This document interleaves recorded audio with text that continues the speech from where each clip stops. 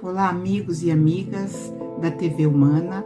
Eu sou a Nízia Ontem e você está no programa Nos Limites da Eternidade, onde nós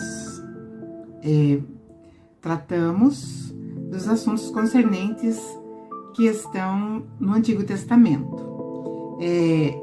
Também estão contidas no livro da minha autoria, que se chama A Origem, Nunca Contaram, mas Você Deveria Saber. E o intuito é nós termos maior conhecimento do maior best-seller do mundo. E o Antigo Testamento ele é muito interessante. Ele tem várias curiosidades e pelo conceito, né, como entrou no conceito que é um livro religioso, ele ficou assim estigmatizado e muitos não veem essa outra parte. Por exemplo, eles passaram por várias aventuras que estão na primeira temporada e nós estamos agora entrando na segunda temporada, onde nós estamos vendo o momento em que eles foram dirigidos por juízes, depois da morte de Josué, que era um grande líder.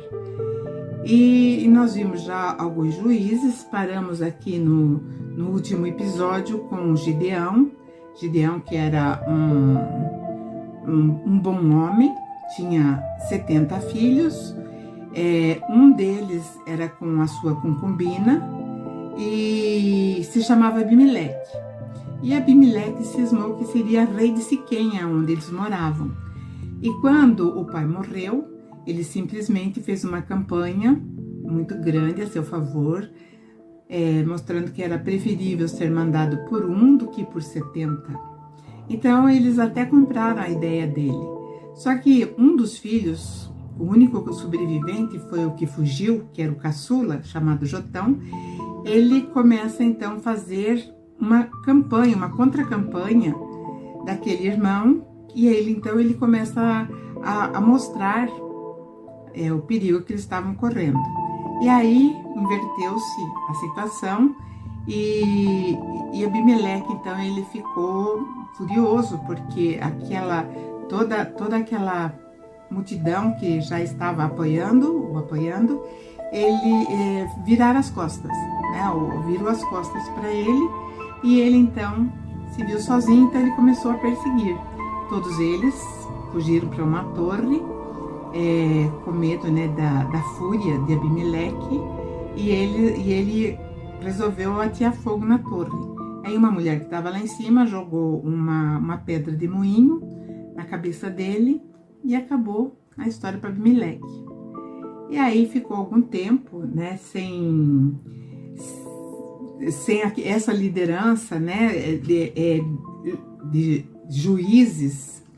E aí, então, vai aparecer um juiz, assim, que fica um pouquinho inexpressivo, não tinha muito assédio, né, de invasores. E aí, a vida continuou, né, tudo estava correndo às mil maravilhas. Esse juiz que foi, assim, inexpressivo em ações, se chamava Tola, né? E a única coisa é que ele tinha bastante filhos, 30 filhos, e cada um montava uma jumenta. O que significa que eles faziam parte da elite, porque tinha, né? Cada um tinha o seu próprio veículo. E ele ficou 22 anos naquela tranquilidade, naquela serenidade. Só que os israelitas, eles começaram a adorar Baal, que era justamente o principal opositor ou adversário do Deus de Israel. E o Deus de Israel, ele ficou meio apreensivo, né? E começou então a ficar mais distante. E com isso, tinha um povo ali chamado os Amonitas. Esse povo era aparentado do povo de Israel, porque eles procediam do tronco de Ló.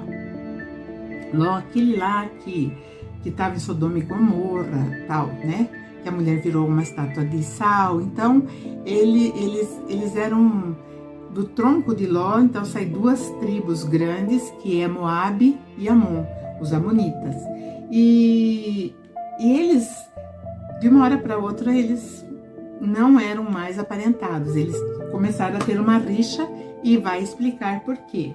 E eles começaram o povo de Israel começou a ser escravizado. Por 18 anos foi escravizado depois da morte da tranquilidade daquele que se chamava Jair. Então ele ficou... não era só um povo que escravizava, né? Eram vários povos. Os amorreus, os filisteus, os sidônios. Então era uma situação muito, muito complicada. E aí lembraram que tinha um filho, né, um homem que chamava, deixa eu ver se eu lembro o nome dele. O nome dele era, não, Gideão não, ele era Jefté, agora lembrei. Jefté, ele era de uma tribo, só que também tinha uma característica, esse homem, né? Jefté era filho de um homem de sociedade da época com uma prostituta. Também foi rejeitado pela esposa oficial e também por conta da partilha de bens. E ele ficou revoltado e se juntou a um bando de mercenários que cobravam, né, para guerrearem. Nesse tempo, o povo de Israel, como eu falei, já tinha esquecido do Senhor, que sempre conduziu, né, pelos momentos mais difíceis. Os amonitas, que vinham de Amon, como eu falei, né, do tronco de Ló, eles começaram a sitiar Israel. Só para dar uma ideia assim espacial, mais ou menos, né? Essa tribo de Amon ficava ali onde é Transjordânia, a Cisjordânia e a própria Jordânia. Então tudo aquilo ali, né, foi um dia de Israel. E eles não tinham para quem apelar, eles não sabiam mais o que fazer, 18 anos sofrendo. Então eles lembraram desse rapaz Jefté que tinha um exército de mercenários. Então eles o chamaram e ofereceram para ele o cargo de juiz. Aí ele falou: vocês não me desprezaram por conta da minha mãe? Vocês não me rejeitaram completamente? Porque eu, já que vocês servem os deuses dos cananitas dessa região, peçam ajuda para eles. Mas enfim, né, foi os anciãos, os príncipes contornaram a situação e ele realmente aceitou, né? Depois, evidentemente, de pedirem perdão a ele e ele pedir que jogassem os ídolos dos deuses desses povos, abandonassem a idolatria a esses deuses, que aí ele ficaria. O exército amonita já estava acampado ali numa cidade chamada Mispa. E os chefes das tribos combinaram que o povo, né, sairia da cidade de Gileade para a luta contra os invasores. Em Gileade tinha, que era esse homem, que era Jefté, ele era um excelente soldado, né? Porém, né, ele morava em Tobi. Aí quando ele volta, que acontece tudo isso. Então quando ele resolve aceitar o cargo de juiz, né, ele vai e pergunta para o rei amonita o porquê que eles estavam sitiando Israel. Aí ele falou, bom, o rei falou para ele assim, né? Os mensageiros falaram, olha, quando os israelitas saíram do Egito, olha, coisa muito passada, né? Tempos atrás, 300 anos, tomaram as terras que pertenciam a Amon e deveriam agora devolver as terras sem luta. Era só para devolver as terras, eles estavam ali acampados, se fosse necessário, eles guerreariam. Então Jefté, né, pediu para que os mensageiros levassem a resposta bem explicadinha.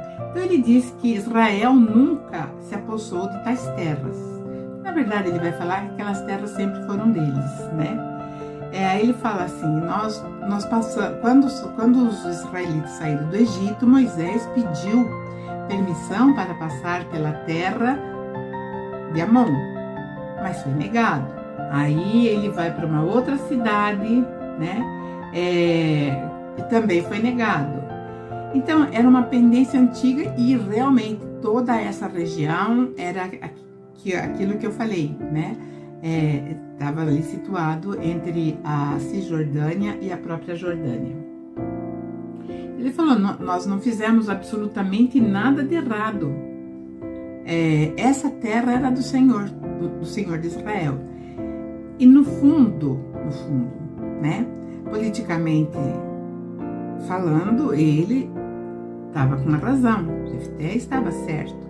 Aquela região havia sido invadida pelo adversário do Deus Enlil, lá atrás na Mesopotâmia.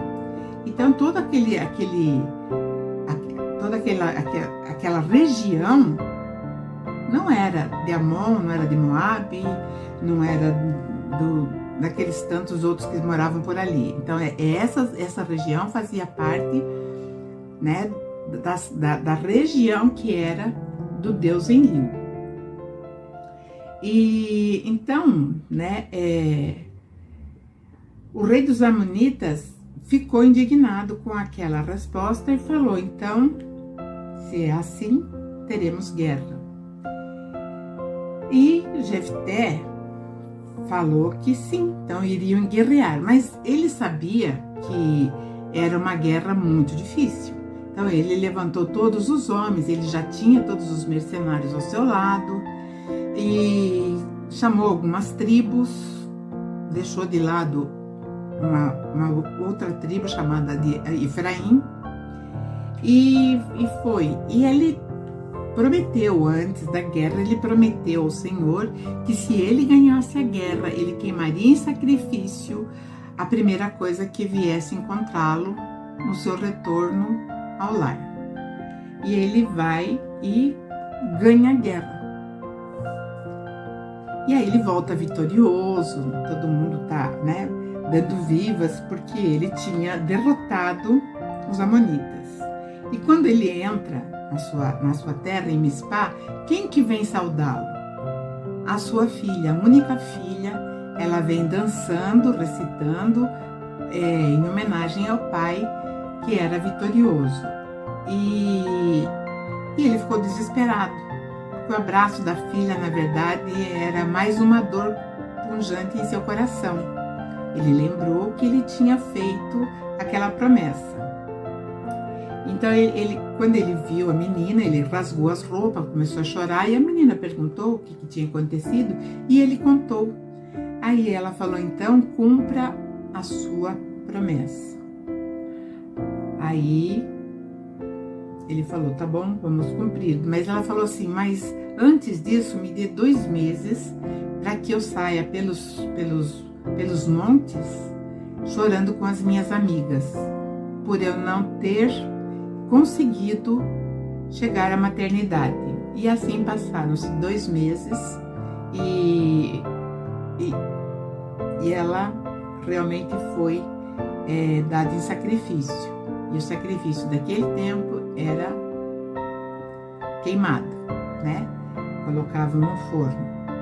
Não bastasse o luto pela filha, que estava, né, apertando aquele coração de pai, aquela tribo de Efraim resolve se rebelar.